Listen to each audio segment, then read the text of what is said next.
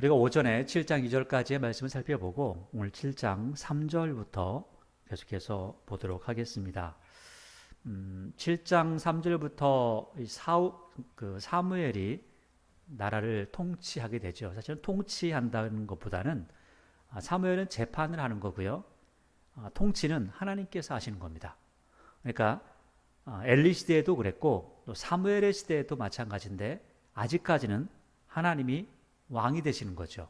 그래서 아직까지는 하나님이 왕이시고 아직까지는 하나님께서 다스리시고 아직까지는 하나님께서 모든 것들을 이루어 가시는 과정이라는 거죠. 그런 과정 가운데 하나님께서 사무엘을 통하여서 재판을 하셨다라는 내용들을 이야기하고 또 하나님 앞에 온전한 제사, 온전한 예배를 드리는 사무엘의 모습을 볼 수가 있습니다. 우리는 예배하면 그저 우리가 지금 하나님 앞에 나와서 예배 드리는 그러한 모습을 생각할 수 있지만 조금 더 생각해 보면 아주 옛날의 예배의 모습은 가장 먼저는 이 제사라고 하는 제도로 나가게 되죠.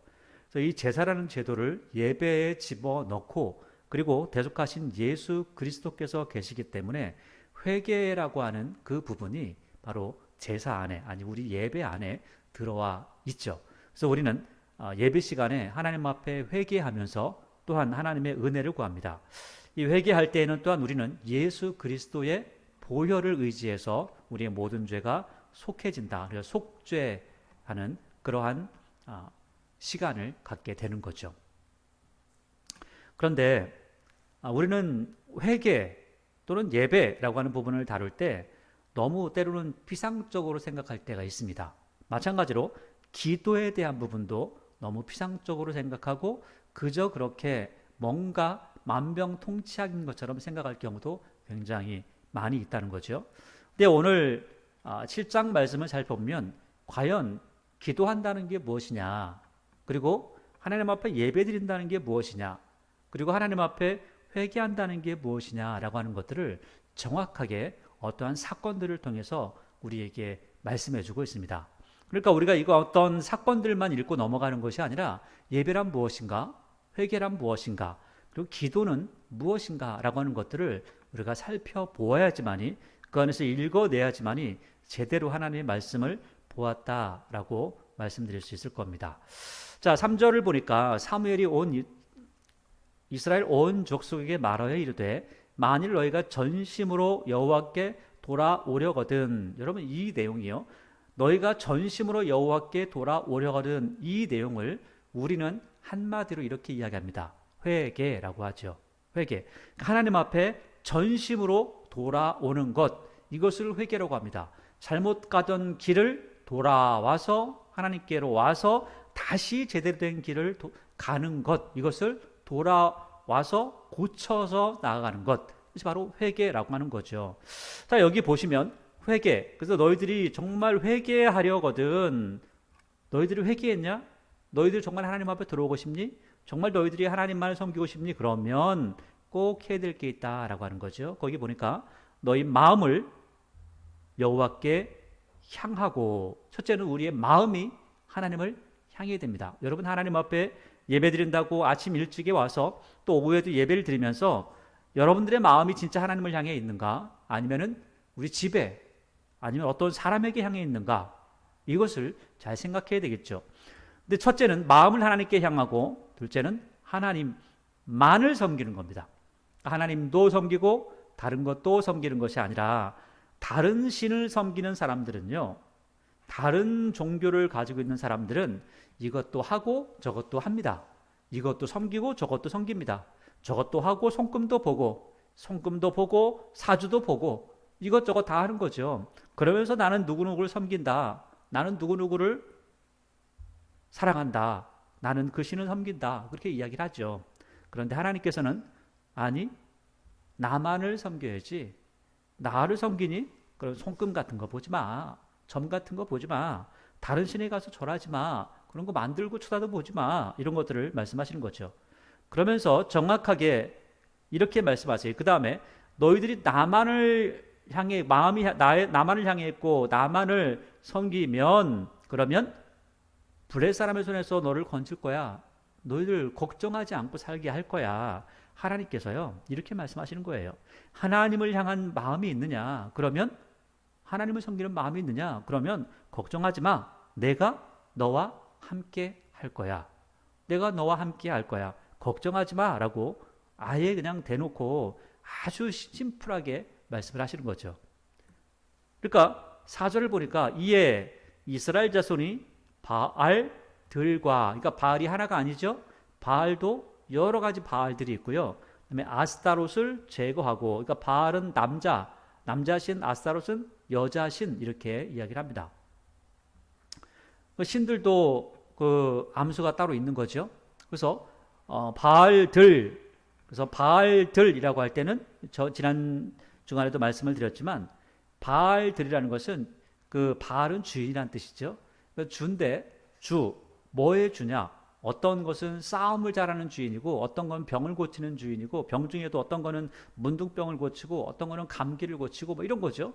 그러니까 모든 신들이 그렇게 많이 있는 겁니다. 마치 우리나라에 뭐 부엌에 가면 부엌의 신이 있고 뭐 달걀 귀신, 몽달 귀신, 처녀 귀신 어쩌고저쩌고 하는 것처럼 똑같이 그런 것들을 만들어냈다는 거죠. 사람이 필요에 따라서 만들었던 신들, 그리고 그것을 통틀어서 부르기를 바알, 그래서 그 많은 신들을 통틀어서 이야기할 때는 바알들이라고 복수로 이야기를 하고 있는 겁니다.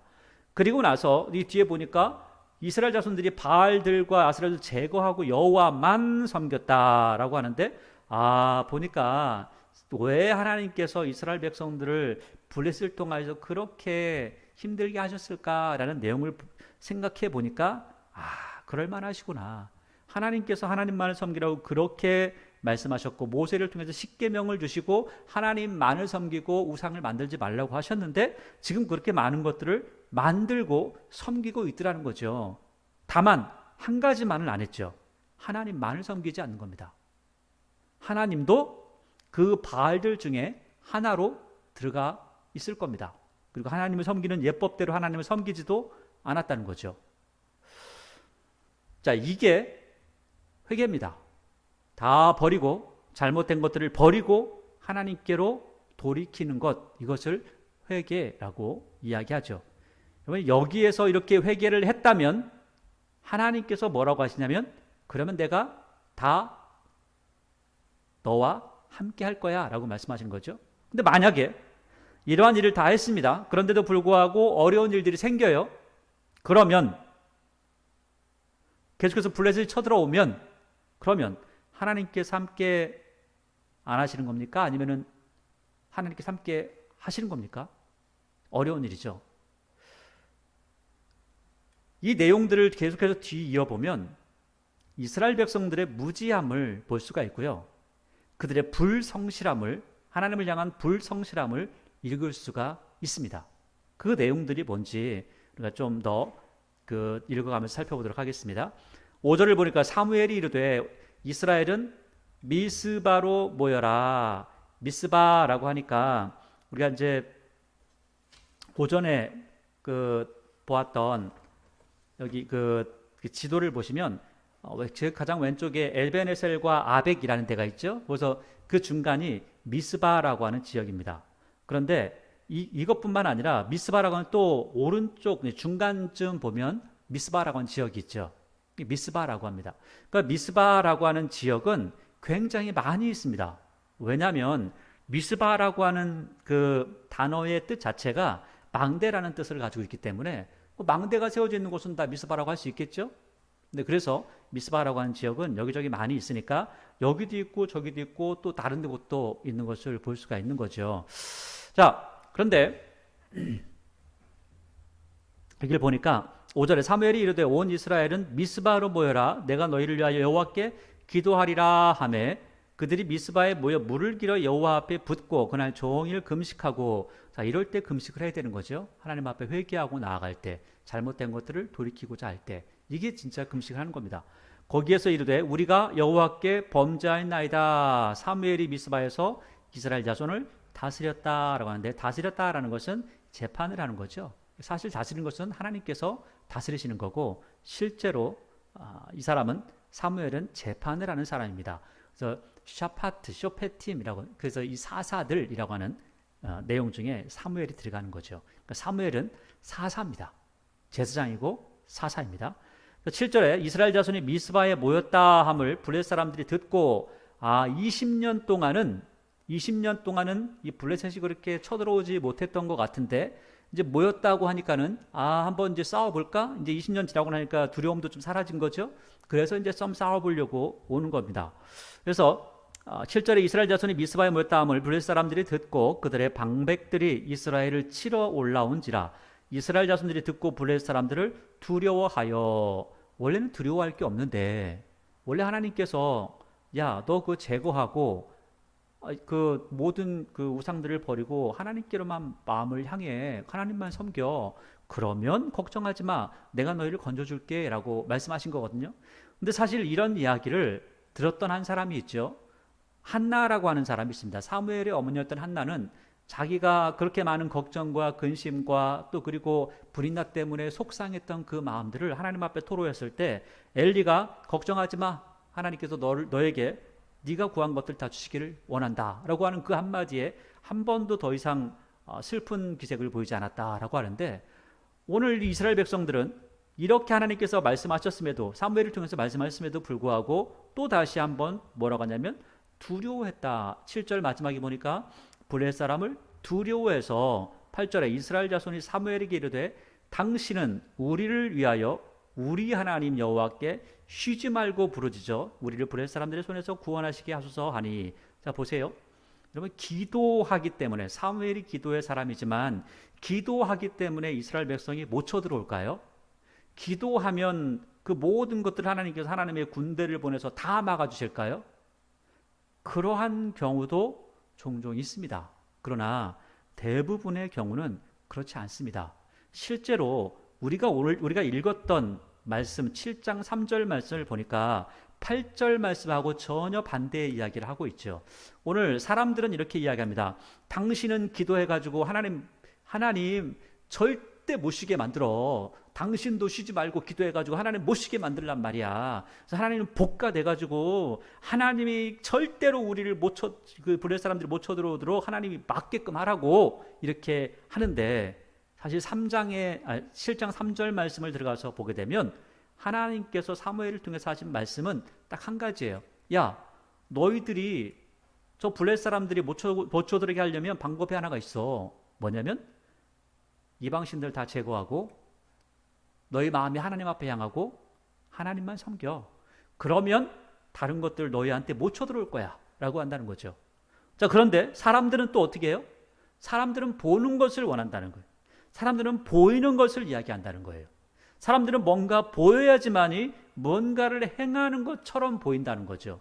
그래서 때로는 어떤 전문가들은 일을 진행할 때 사람들에게 어떤 문제가 생겨서 그 문제를 해결하잖아요.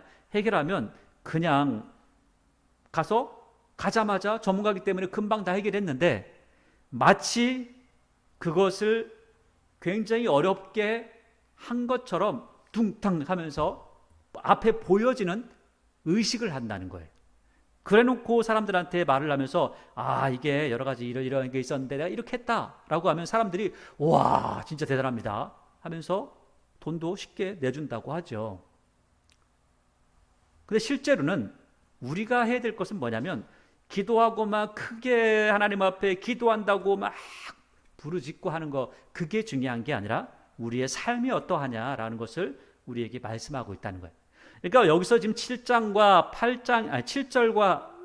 3절과 8절에서 계속해서 말씀하고 있는 내용이 뭐가 차이가 나냐면 3절에서는 너희의 행위를 바꿔야 돼, 너희의 마음을 바꿔야 돼, 너희의 믿음을 바꿔야 돼 라고 하는데 8절에서는 뭐라고 하냐면 당신이 영역이 있다고 하니까 기도하라고요. 기도하면 된다고요. 당신이 기도하면 뭔가 될 거라니까요 라고 하면서 강요하고 또 그 사람을 계속해서 몰아붙이는 모습을 볼 수가 있다는 거죠. 자, 그런데요, 그래서 우리가 먼저 좀 봐야 될 부분이 있습니다. 사무엘이 기도의 사람이라고 하죠. 어느 정도로 기도의 사람이었냐면 예레미야도 기도의 사람이라고 합니다. 그런데 예레미야가 하나님 앞에 기도를 하니까 하나님께서 두 사람을 예를 들어서 말씀을 하세요. 야, 네가 나한테 기도하는데 기도하지 마. 네가 지금 나한테 기도하는 거 모세와 사무엘이 나한테 기도하더라도 나는 기도 안 받을 거야 라고 하신다는 거죠.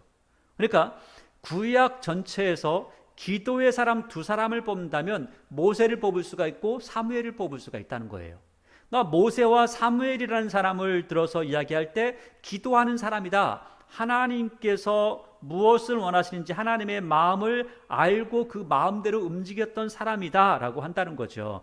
기도했다라고 하니까 하나님 앞에 뭔가를 요구해서 하나님이 다 들어준 사람이야 라고 하는 것이 아니라 기도한 이 모세와 사무엘은 하나님의 뜻을 따라 사는 사람이었다는 거예요. 그러니까 뭐냐면 기도가 하나님 뜻이 무엇입니까? 하나님 내가 무엇을 해야 될까요? 하나님 내가 하나님 말씀을 따라 사는 이 부분 가운데 어떠한 모습이 하나님을 향한 정말 나의 진심을 보여줄 수 있는 부분인가요? 말씀을 따라 산다는 게 무엇인가요? 이것을 늘 고민하고 하나님 앞에 고백하면서 하나님의 뜻을 따르고자 노력했던 사람이 바로 모세와 사무엘이라는 겁니다. 그래서 모세와 사무엘이 하나님 내 아들 잘 되게 해주세요. 뭐하게 해주세요. 이렇게 해본 적이 없다는 거예요. 자기 민족을 위해서 자기를 내놓을지언정 자기의 영달을 위해서 기도한 사람이 아니라는 겁니다. 사무엘도 마찬가지라는 거죠.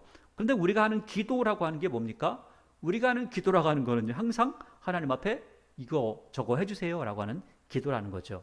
그래서 회개라고 하는 것은 제가 처음에 말씀드렸던 것처럼 회개라고 하는 것은 우리가 오해하고 있는데 자꾸만 오해하고 나는 회개했어라고 하지만 그게 아니고 우리의 삶을 전체적으로 돌이키는 것, 이것을 회개라고 하는 거예요. 그리고 말씀대로 살아가는 것, 이것을 회개라고 하는 겁니다. 근데 사람들은 회개했다고 하고 또 와가지고 뭐라고 해요? 당신이 기도해요. 기도하면 좋아질 거라니까요. 이게 회개한 게 아니라는 거죠. 그 속으로 알지 못하고 있다는 겁니다.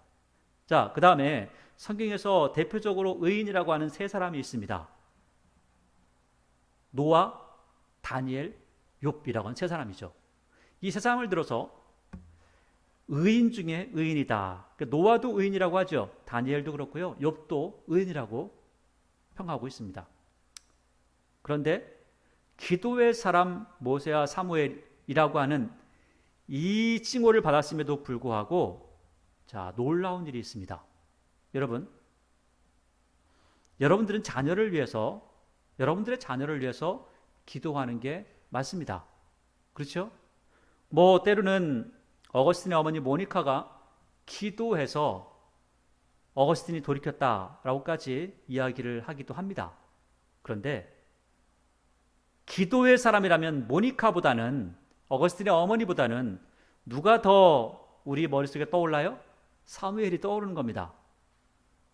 놀라운 일이 있습니다. 사무엘의 사무엘의 자녀들을 위해서 기도하지 않았을까요? 분명히 기도했을 겁니다. 아무리 나라를 위해서 또 하나님의 뜻을 살피기 위해서 기도했다 할지라도 자녀를 위해서 기도하지 않았을까요? 기도했겠죠. 놀라운 것은 사무엘의 자녀들이 어떻게 됐을까요? 사무엘의 자녀들이 사무엘처럼 하나님의 뜻을 잘 따랐을까요? 그렇지 않습니다. 뇌물 받고 타락했습니다. 자, 그 부분은 우리가 8장에서 다시 한번 쭉 살펴보도록 하겠습니다. 자, 이렇게 하나님 앞에 기도하세요 이렇게 하니까 9절에 사무엘이 젖 먹는 어린 양 하나를 가져다가 온전한 번제, 하나님 앞에 온전하게 제사를 드렸다는 거예요. 또 온전한 번제를 드렸다라는 것이 처음 나오는 겁니다. 대단한 거죠. 사무엘 때 와서야 정말 예배다운 예배를 드렸다는 거예요. 그러니까 모세 때 그렇게 했고, 그리고 지금 사무엘 때 와서야 하나님 앞에 드리는 예배가 회복되어졌다라는 것을 여기서 우리에게 표현해 주고 있는 겁니다. 여호와께 드리고 이스라엘을 위하여 여호와께 부르심에 여호와께서 응답하셨죠. 사무엘이 번제를 드릴 때 블레셋 사람이 이스라엘과 싸우려고 가까이 오매 그날에 여호와께서 블레셋 사람에게 큰 우레를 발하여 그들을 어지럽게 하시니 그들이 이스라엘 앞에서 패하니라. 하나님께서 개입하셨죠. 하나님의 전쟁이 됐다는 겁니다. 하나님 앞에 회개하고 돌아오면, 내가 하나님의 편이 되면, 그러면 하나님께서는 누구의 편이 되세요? 내 편이 되신다는 거예요. 내가 하나님의 편이 먼저 되어야 된다는 겁니다. 하나님 내 편이 먼저 되세요 라고 하는 것이 아니라 내가 하나님의 편이 먼저 되어야 된다는 거죠. 사무엘이 하나님의 편이 되었고, 사람들이 좀 어설프지만 이방 신상을 버리고 하나님의 편에 서기 시작했다는 거예요. 그러니까 하나님께서 이스라엘 편이 되어진 거죠. 그리고 하나님께서 이스라엘 백성을 구원하십니다. 그 과정을 하나님께서 블레셋 사람들에게 우레를 바랬다. 그래서 하나님께서 어지럽게 하시고 그들을 지게 하셨다. 그래서 이스라엘 백성들이 이겼다라고 하죠. 11절에 보니까 이스라엘 사람들이 미스바에 나가서 이 블레셋 사람들을 추격하여 백갈 아래에 이르기까지 쳤더라. 사무엘이 돌을 취하여 미스바와 센 사이에 세워 그 이름을 에벤에셀. 자, 여러분 다시 지도를 보세요. 지도를 보시면 왼쪽 제일 위에 보니까 에벤에셀이 있죠. 자, 그런데 그 에벤에셀이 아니고 오른쪽 중간쯤에 미스바라고 하는 곳이 있고 그 밑에 센이 있습니다. 센 여기 지도에 나오지 않는데 그 미스바와 센 사이에 에벤에셀이 있다는 거예요. 그러니까 에벤에셀이라는 게 초반에 나왔던 에벤에셀과 7장에 나온 에벤에셀이 같은 지역이 아니라는 거예요. 그러니까 에벤에셀이라는 것도 똑같아요. 에벤에셀이라는 것은 하나님께서 여기까지 도우셨다. 돌 하나 세워놓고 하나님 여기까지 도우셨어요. 우리도 마찬가지로 우리 교회에다가 돌 하나 놓고 뭐라고 하냐면 하나님께서 여기까지 도우셨습니다 라고 말할 수 있어요. 그리고 그곳을 에벤에셀이라고 말할 수 있습니다. 어떠한 방을 만들어 놓고 여기는 에벤에셀입니다. 하나님께서 우리를 도우신 그 증거로 여기다가 이 방을 만들었습니다 라고 할 수 있는 거죠. 이게 바로 에벤에셀이라고 하는 거예요. 13절, 이에 블레셋 사람이 굴복하여 다시는 이스라엘 지역에 못 들어왔는데, 다시는 게 아니고 영원히가 아니라 뒤에 사무엘이 사는 날 동안에 블레셋이 못 들어왔다. 사무엘이 죽고 나서는 쳐들어오겠죠? 당연히. 14절, 블레셋 사람들이 이스라엘에게서 빼앗았던 성읍이 에그론부터 가드까지 이스라엘에게 회복되니, 그러니까 사무엘이 지도자가 제대로 서고 제대로 된 신앙이 들어가기 시작하니까, 제대로 된 지도자, 제대로 된 신앙이 들어가니까 이제는 땅도 회복이 되어지는 겁니다. 우리는 순서가 다르죠. 땅을 먼저 달라니까요. 먼저 이기게 해달라니까요. 하나님께서는 아니, 먼저 하나님을 향한 사랑을 회복해야 돼. 그래야 가능한 거야 라고 말씀하시죠. 그리고 이스라엘이 그 사방 지역을 블레셋 사람들의 손에서 도로 찾았고, 그러니까 예전에 뺏었던 것을 뺏겼다가 다시 찾았다라는 것이고요. 그 다음에 또 이스라엘과 아모리 사람 사이에 평화가 있었더라. 그전에는 아모리 사람 하면, 사실은 아모리 사람은 우리 모세에게 하나님께서 명령하신 것은 다 진멸해라 라고 했죠. 그런데 사사기를 보니까 진멸할 수 있는 상황이에요? 못할 상황이에요? 할 수가 없습니다. 그러니까, 그리고 뭐 이스라엘 사람들이 하나님만 섬기는 게 아니라 아모리 신들을 자꾸 섬기거든요. 그러니까 결국 하나님께서 야야야 됐어. 너희들 함께 살면서 아모리 사람들이 너희를 찌를 때마다 한번 봐라. 너희들이 하나님을 섬기는 것이 좋은지 다른 신들을 섬기는 게 좋은지 잘 경험해봐 하면서 남겨두셨다. 그런 말씀을 하고 있죠. 그러니까 이제 평화가 있는 거죠. 왜 평화가 있어요? 이스라엘이 하나님 믿는 믿음이 있으니까 힘이 생겨서 평화가 있는 겁니다. 이스라엘이 약해지면 평화가 있을까요? 절대 그렇지 않습니다. 15절에 사무엘이 사는 날 동안에 이스라엘을 다스렸다는 것은 재판했다는 거예요. 재판. 그러니까 다스리시는 것은 원래는 누구세요? 하나님께서 하시는 거죠. 그러니까 16절, 해마다 베델과 길갈과 미스바로 순회하여 그 모든 곳에서 이스라엘을 다스렸고 라마로 돌아왔으니, 원래 그 사무엘이 태어난 곳은 라마다임 소빔이죠.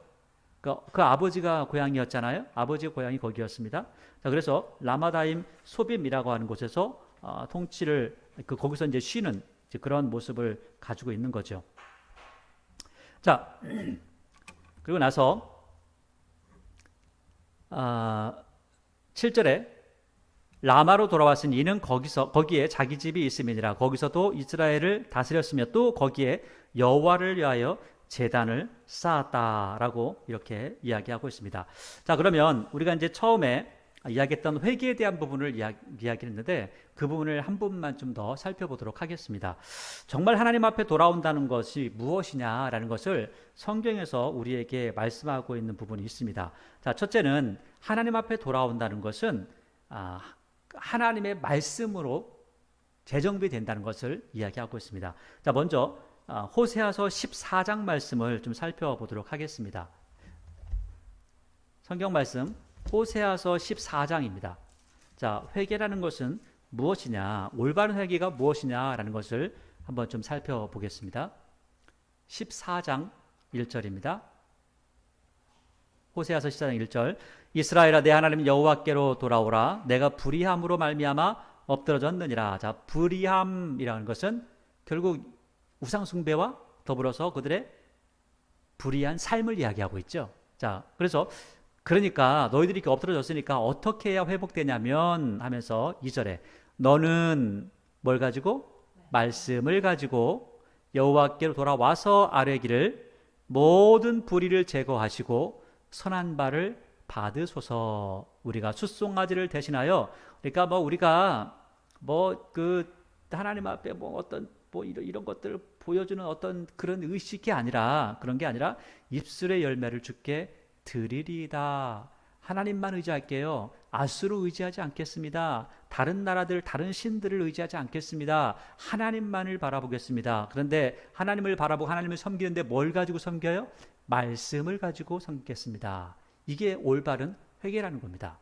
여러분들이 하나님의 말씀을 한 절 한 절 배워가고 하나님의 말씀을 여러분의 신비에 한 구절 한 구절 새기는 것이 하나님을 향한 우리의 회개의 마음, 그리고 하나님을 뜨겁게 사랑할 수 있는 그 방법을 새기는 과정이라는 사실을 꼭 아셔야 됩니다. 여러분, 그래서 하나님께서는 우리에게 양 한 마리 가져와라, 소 한 마리 가져와라 이런 걸 원하시냐? 그런 게 아니다. 우리의 마음을 돌이켜서 하나님께로 다가가는 것, 이것을 하나님께서 원하신다. 이것도 미가서에서 우리에게 말씀을 하고 있는 사항이기도 한 거죠. 자, 그러면 이 회개에 대한 부분을 다시 한번 이방인들은 어떻게 하는데 이방인들은 어떻게 살아가는데 너희 그리스도인들은 어떻게 살아야 되느냐를 이 에베소서에서 우리에게 말씀하고 있습니다. 에베소 4장 말씀을 한번 보도록 하겠습니다. 자, 에베소서 4장 17절부터 말씀입니다. 에베소 4장 17절 보니까 17절 신약성경 314쪽이죠. 이걸 보니까 하나님께 돌아온다는 건 뭐냐면 옛 사람을 벗어버리고 새 사람을 덧입는 것을 이야기합니다. 새 사람을 덧입는다는 것은 예수 그리스도의 사람이 된다는 것이고 성령께서 인도하신 대로 따라가는 사람, 그 사람을 새 사람이라고 이야기하는 거죠. 17절부터 보니까 그러므로 내가 이것을 말하며 주 안에서 증언하는데 이제부터 너희는 이방인이 그 마음에 허망한 것으로 행함같이 행하지 말라. 자, 이것은 우리가 이방신을 섬겼던 브레스 사람들, 이 사람들의 모습을 보니까 허망한 걸 섬기고 있고 허망한 말을 하고 있죠. 사람들이 또 그대로 따라가고 있잖아요. 이렇게 하지 말라는 겁니다. 그래서 그들은 왜 그렇게 하냐면, 왜 그렇게 엉뚱하고 바보 같은 짓을 하냐면 18절 그들의 총명이 어두워지고 그들 가운데 있는 무지함과 그들의 마음이 굳어짐으로. 자, 첫째는 총명이 어두워졌고요. 그 총명이 어두워진 이유는 뭐겠어요? 무지한 거예요. 뭐에 무지하죠? 하나님의 말씀에 무지하기 때문에 그들의 마음대로 행하는 거예요. 그 다음에 그들의 마음이 굳어짐으로써, 여러분, 땅도 굳어지면 식물이 자라지 않죠. 우리의 마음이 굳어지고 우리가 완악하면 우리의 마음속에 하나님의 말씀이 심겨질 수가 없다라는 것도 말씀하고 있는 거죠. 말미암아 하나님의 생명에서 떠나 있도다. 왜? 하나님의 말씀이 들어와서 싹을 틔울 수가 없으니까, 완악해서. 그래서 그런 사람들은, 그런 다곤신을 섬기고 그 신전에서 말하는 사람들의 말을 듣고 엉뚱한 길을 따라가는 그 사람들, 그 모든 사람들은 그들의 감각 없는 자가 되어 자신을 방탕에 방임하여 모든 더러운 것을 욕심으로 행하되, 자기 더러운 것을 행하는데 욕심으로 행해요. 그래서 자기가 욕심으로 하기 때문에 더러운지 깨끗한지도 모르고 그냥 무조건 다 하는 겁니다. 그냥 무조건 내가 가지면 되는 거예요. 자기 집에 가져와서는 아이고 이런 거 안 가져와도 되는데, 이런 게 사람들의 마음이죠. 똑같이 그렇게 하고 있다는 거예요. 20절 오직 너희는 그리스도를 그같이 배우지 아니하였느니라. 자, 그러니까 이방 사람들은 그렇게 한다 할지라도, 하나님을 모르는 사람들은 그렇게 한다 할지라도, 예수 그리스도를 믿는 너희들은 그렇게 하면 안 돼. 예수 그리스도는 그렇게 너희를 가르치지 않으셨어. 그러니까 여러분 그 예수님께 뭐 배운 적 있어요? 아니죠. 성경 말씀을 통해서 배운 거죠. 그래서 성경 말씀 통해서 예수님께서 그런 것들을 가르치지 않았어. 욕심대로 행하라고 가르치지 않으셨다. 이렇게 하면서 21절, 진리가 예수 안에 있는 것 같이, 진리가 예수님 안에 있죠. 그리고 진리는 또 우리에게 계속해서 말씀을 통해서 증거되었죠. 너희가 참으로 그에게서 듣고, 예수 그리스도께 듣는 거죠. 누구를 통해서? 성령을 통해서, 성령 하나님을 통해서. 성령 하나님께서 누구에게 역사해요? 말씀을 가르치는 이와 또 듣고 있고 읽고 있는 나에게 역사하셔서 알아듣고 깨닫게 하신다는 거죠. 또한 그 안에서, 예수 그리스도 안에서 가르침을 받았을진데, 또 그렇게 배웠다면, 그렇다면 아까처럼 욕심 따라가서 필요 없는 거 자꾸 집으로 가져오고 자꾸 너한테 가져오지 말고, 너희는 유혹의 욕심을 따라 썩어져가는 구습을 따르는 너 옛사람을 벗어버리고, 옛사람은, 구습은 죄의 습성을 따라가는 거죠. 죄를 따라가는 것을 벗어버리고 오직 너의 심령을 따라 새롭게 되어 하나님을 따라 의와 진리의 거룩함으로 지으심을 받은 새 사람을 입으라. 그러니까 예수 그리스도로 옷 입은 사람은, 올바른 회개를 한 사람은 하나님의 말씀을 따라 살아간다는 거예요. 하나님의 말씀, 오늘 여기 에베소에서는 예수님께서 하신 말씀이 있다는 거죠. 그 말씀을 따라 살아가는 것이 올바른 삶을 살아가는 것임을 우리에게 밝혀 말씀해 주시고 있다는 사실입니다. 자, 그래서 우리가 회개한다는 것은 그저 그냥 대충 사는 것이 아니라 하나님의 말씀을 따라 사는 것이고, 하나님의 말씀을 따라 산다는 것은 무엇이냐? 예수님께서 우리에게 무슨 말씀하셨는지, 하나님께서 우리에게 무엇을 명하셨는지를 정확하게 알 때에 그 말씀을 따라갈 수가 있다라는 것들을 밝혀주고 있습니다. 자, 8장으로 넘어가니까 사무엘이 늙었죠. 뭐 사람은 다 늙으니까. 그런데 사무엘이 굉장히 짧죠. 사무엘 상하가 아직도 길게 남았는데 사무엘이 벌써 늙었습니다. 그의 아들들은 이스라엘의 사사로 삼았다. 그래서 사무엘도 사사고 그의 아들들도 사사입니다. 그래서 장자의 이름은 요엘이고 차자의 이름은 아비야인데, 그들이 부엘세바에서 사사가 되었습니다. 부엘세바에서 사사가 되었는데, 그의 아들들이 자기 아버지 행위를 따르지 아니하고 이익을 따라 뇌물을 받고 판결을 굽게 하니라. 자, 보면 제가 좀 전에 말씀드렸는데 사무엘이 기도의 사람이죠. 자, 기도의 사람이어서 기도가 만병통치약이었다면, 그렇다면 아니 사무엘의 아들들은 100% 잘 되어야 되죠. 그렇지 않을까요? 기도가, 사무엘이라는 사람을 하나님께서도 인정할 만큼 모세와 사무엘이 나한테 기도했는데 안 들어 라고 할 정도로 기도의 사람, 하나님께서 인정하신 기도의 사람이었다면 사무엘이 기도한 것만큼 하나님께서 들어주셔야 될 거 아니에요. 특별히 자녀들에 대한 기도라면 하나님이 당연히 들어주셔야 될 거 아닙니까? 그런데 안 되더라는 거예요. 그래서 그러면 자녀를 위해서 기도하지 말아야 됩니까? 아니요, 기도해야죠. 그러나 기도하면서 꼭 함께 수반되어야 될 일이 있습니다. 뭐냐면 하나님의 말씀을 가르쳐야 된다는 거예요. 그래서 잠언서 22장은 이렇게 말씀하죠. 마땅히 행할 길을 아이에게 가르치라. 그러면 늙어서도 그것을 떠나지 아니하리라. 하나님의 말씀을, 올바른 길을, 올바른 방향을 가르쳐 주라는 거예요. 사람들은 이렇게 이야기하죠. 아, 저는요 지금까지 이렇게 살아왔어요. 지금까지 살아왔던 삶이 너무너무 후회스러워요. 그래서 이제는 잘 살고 싶어요. 그런데 문제가 있어요. 잘 사는 게 뭔지를 몰라요. 왜? 한 번도 배워본 적이 없거든요. 잘 사는 사람들을 보고 부럽기는 한데 어떻게 해야 내가 제대로 된, 도덕적으로건 아니면 다른 윤리적인 것이든 어떤 부분이건 간에 좋은 방향으로 살고 싶은데 어떻게 해야 그 일을 할지를 모른다는 게 문제입니다. 그래서 하나님의 말씀을 그들에게 제대로 교육해야지만이 제대로 된 교육이 그 안에서 이루어지고 그들의 삶도 하나님께서 그들을 인도하실 뿐만 아니라 그들이 스스로 말씀을 통하여 결정할 수가 있다는 거예요. 그런데 결정하지 않죠. 자꾸 바라보지 않죠. 자기 멋대로 생각하고 자기 멋대로 살아가는 모습을 볼 수가 있다는 겁니다. 또 한 부분을 보도록 하겠습니다. 자, 기도의 사람 사무엘이 자녀들을 위해서 기도했음에도 불구하고 왜 이들이 이렇게 틀어졌을까? 또 한 가지, 그러면 한 가지 부족한 게 있다는 거죠. 자, 한 가지 부족한 건 또 뭐냐면 우리 신약에서 살펴보겠습니다. 에베소 6장을 한번 보도록 하겠습니다.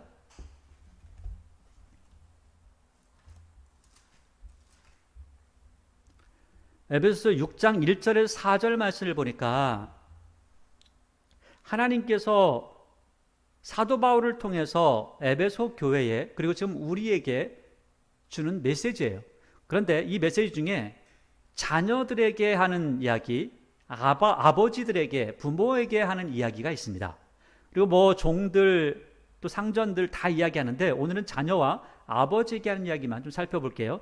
6장 1절을 보니까 자녀들아 주 안에서 너희 부모에게 순종하라. 이것이 옳으니라. 당연한 거죠. 그런데 뒤에 보니까 내 아버지와 어머니를 공경하라. 이것은 약속 있는 첫 계명이죠. 약속 있는 첫 계명이라는 것은 사람들에게 하나님께서 주신 계명 중에 가장 첫 번째로 부모를 공경하라 라고 말씀하셨다는 거죠. 그래서 이로써 내가 잘되고 땅에서 장수한다. 자, 하나님께서 부모를 공경하면 땅에서 장수한다 라고 말씀하시고 하나님을 제대로 잘 섬기고 믿음을 가지면 너희가 영생한다 라고 말씀하고 있습니다.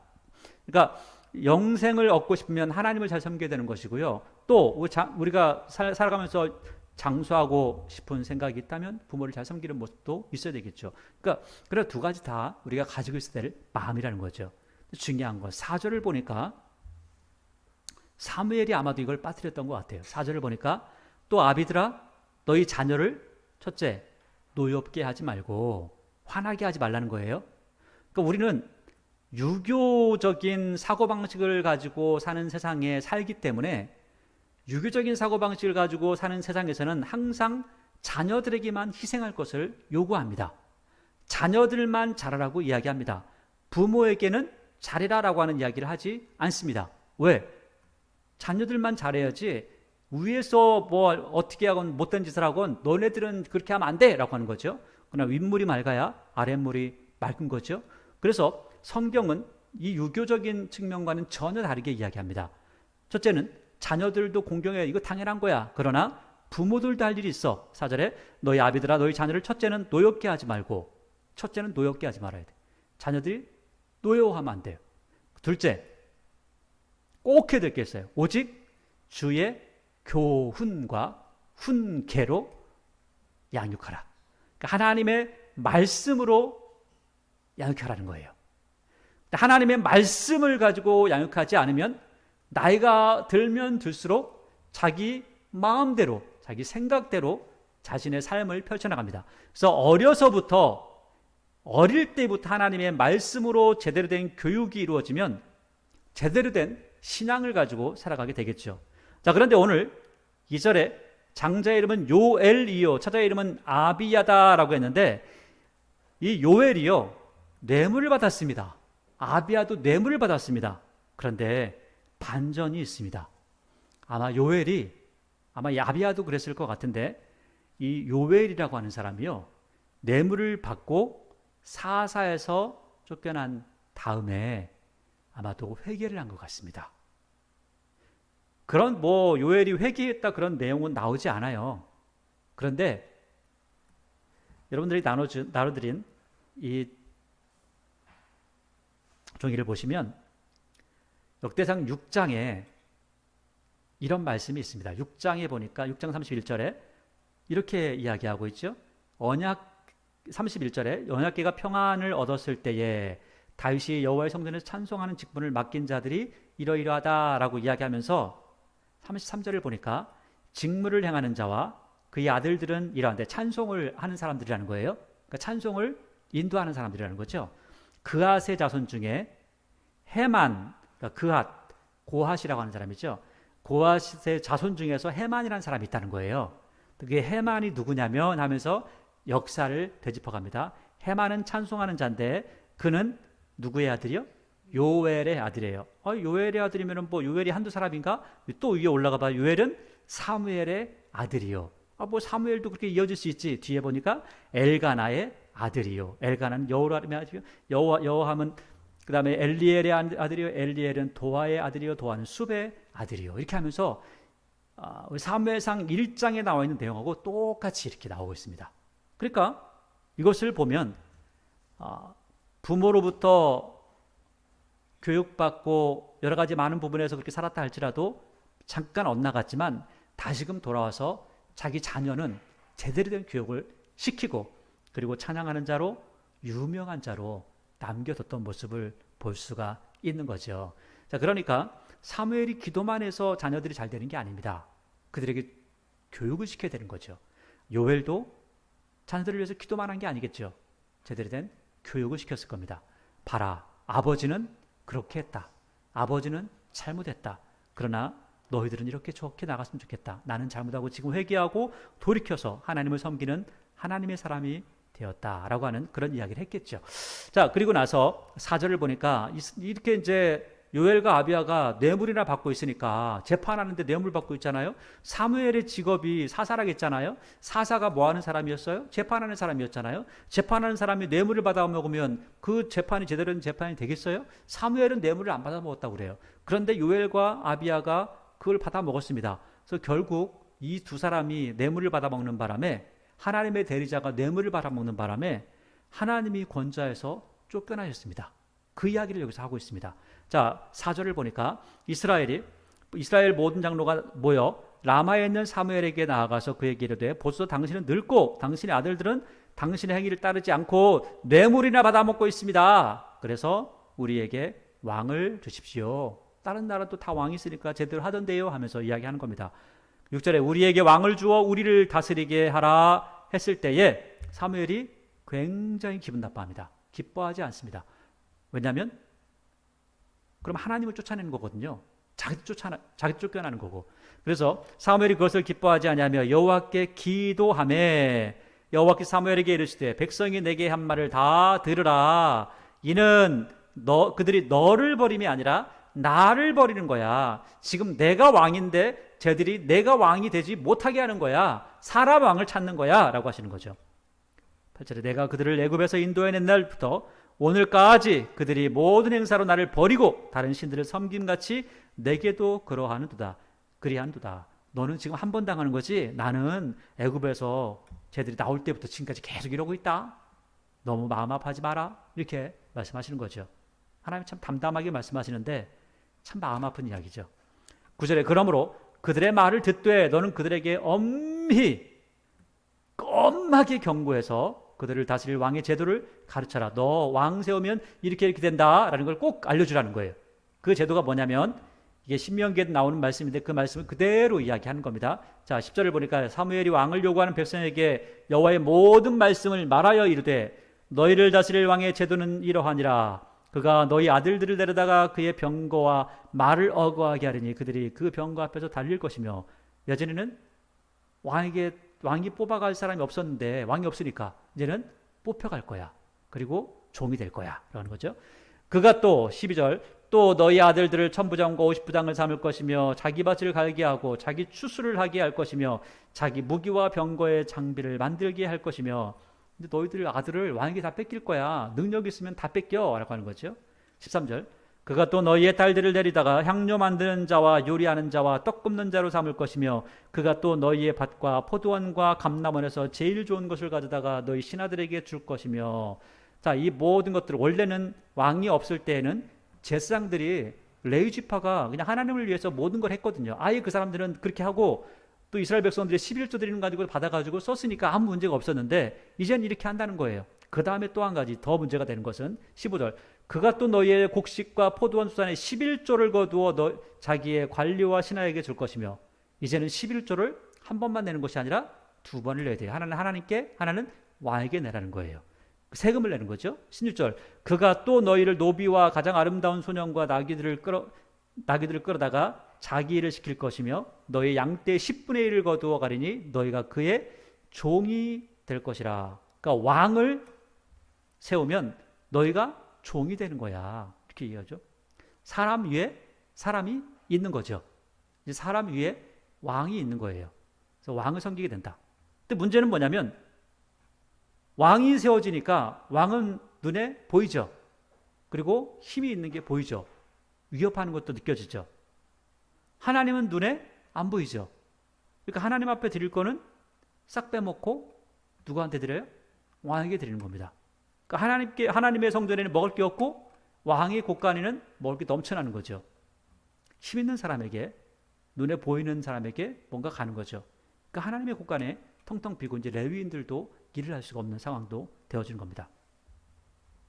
그러면서 계속 왕이 있으면 너희들이 이렇게 될 거야 라고 하는 거죠. 18절, 그날에 너희는 너희가 택한 왕으로 말미암아 부르짖되 그날에 여호와께서 너희에게 응답하지 아니하시리라. 그러니까 왕을 너희들이 지금 구하는데 왕을 주고 나서 왕이 뭐해가 잘못해가지고 너희들이 힘들면 하나님 앞에 하나님 왕 때문에 힘들어요 하면 하나님께서 안 들어요. 야, 너희들 달라겠잖아. 너희들이 당해야 돼 라고 하신다는 거예요. 이렇게까지 다 말했는데도 불구하고 19절에 백성이 사무엘의 말 듣기를 거절하죠. 아유, 됐어요.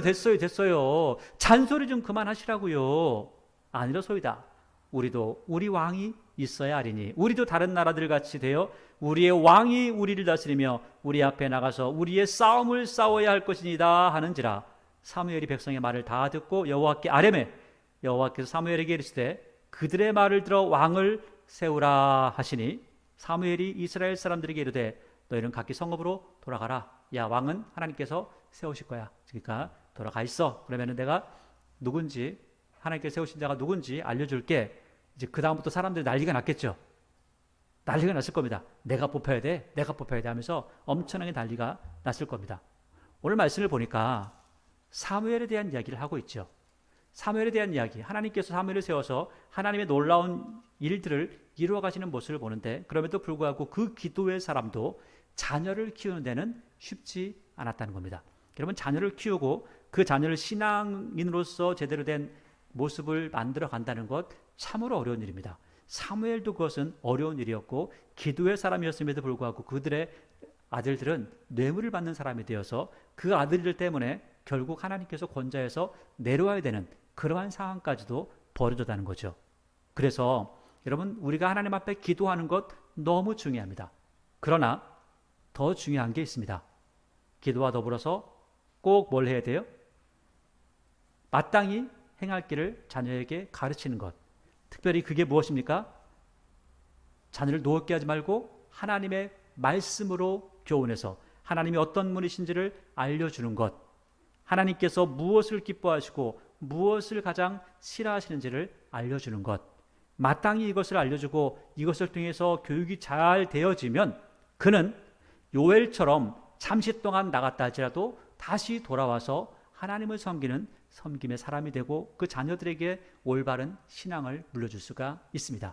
그러나 우리가 기도만 하고 기도만 하면 된다고 그렇게만 있으면 그 기도 가지고 사람이 변화되는 것은 아니라는 사실을 꼭 기억하셔야 됩니다. 기도는 엄청난 능력을 가지고 있지만 기도에 하나님을 향한 회개의 마음이 없다면, 또 하나님을 사랑하는 마음이 없다면 아무 능력이 없기도 합니다.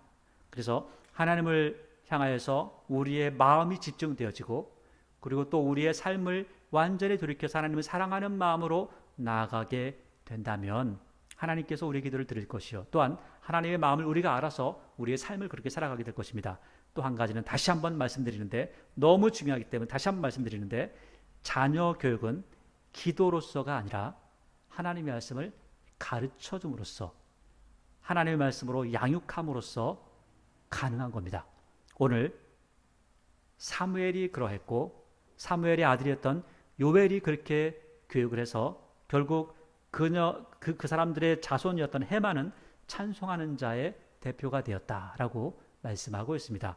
이처럼 여러분도 저도 항상 하나님 말씀에 집중하는 은혜가 있기를 바랍니다. 그냥 우리의 마음만 집중하는 것이 아니라 하나님 말씀을 우리의 신비에 새겨서 하나님 말씀을 따라 살아가며 하나님 앞에 영광 돌리며 살아가는 하나님의 사람들 되어지는 은혜를 맛보시기를 원합니다. 기도하겠습니다.